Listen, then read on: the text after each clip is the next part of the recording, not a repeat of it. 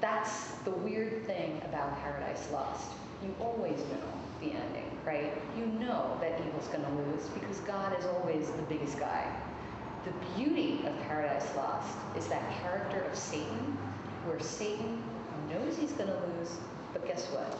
He goes for it anyway. And he becomes the role model for the Romantics. He becomes the role model for people like Allen Ginsberg and the Beats.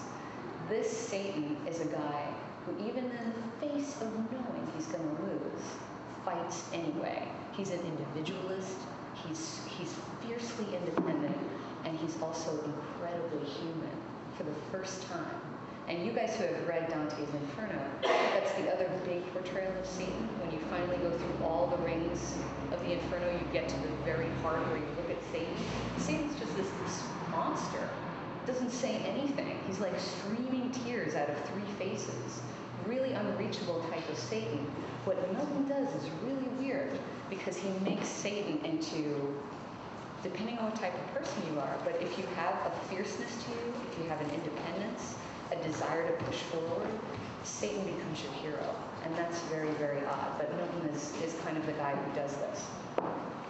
So that's just kind of like basically why this story has inspired so many artists, in particular Romantics. All right? Before the Romantics, and if you need kind of a way of looking at this, Milton's writing 1670s. Around that time, you have people like Andrew Marvell, and they come across this book. They know it's an awesome work, right? But they translate it as this great religious epic. To them, it's just a reinforcement of what the Bible taught in the first place. But once you start getting up to people, and you're holding a sheet of three really great Romantics, my favorite being Blake, who probably some of you guys know, simply because he crossed the line everywhere. True, in the spirit of Milton, true radical. Blake saw Milton, and he famously wrote in The Marriage of Heaven and Hell, maybe some of you guys have read that, Milton was of the devil's party and did not know it, right? In other words, he thought, and he's one of the first guys to think this, that Milton is sympathizing strongly with this figure that normally represents everything evil in the world. And from that point on, with Blake starting it, there's been a tradition of artists seeing Satan as this kind of countercultural hero, all right? And that's going to bring me to the art. A couple of things, and I just want to make sure that I don't miss anything. The thing about him being blind, all right, that always intrigues people. And what I wanted to do is, I wanted to read you one of the very few descriptions of what Milton says Satan looks like. And in light of that, you can take a look at Terrance's images, and you can even look, I've given you 3 different images of Satan on this piece of paper, so you can see how different artists have interpreted him. But this is as close as we get in Milton to an image of Satan. And this is from book 1. I'm going to start around line 587 here. He, meaning Satan, above the rest, in shape and gesture, proudly eminent, stood like a tower.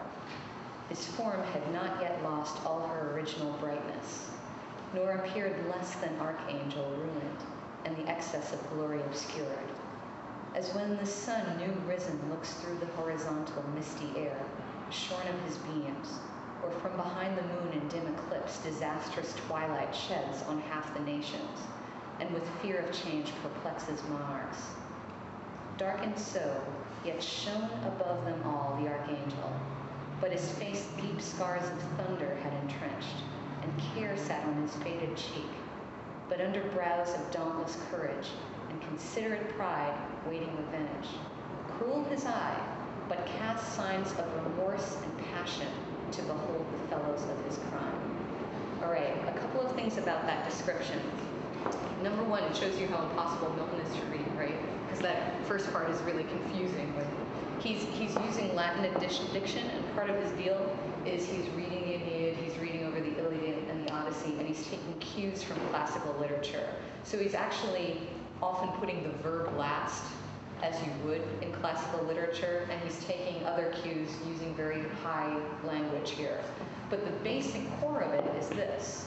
You get a picture of Satan as being the tallest archangel, right? Like it says in the beginning, still hasn't lost some of that glow of being a holy angel, one of the top guys that there are. The second thing is that there's a combination of cues that you're getting from his face.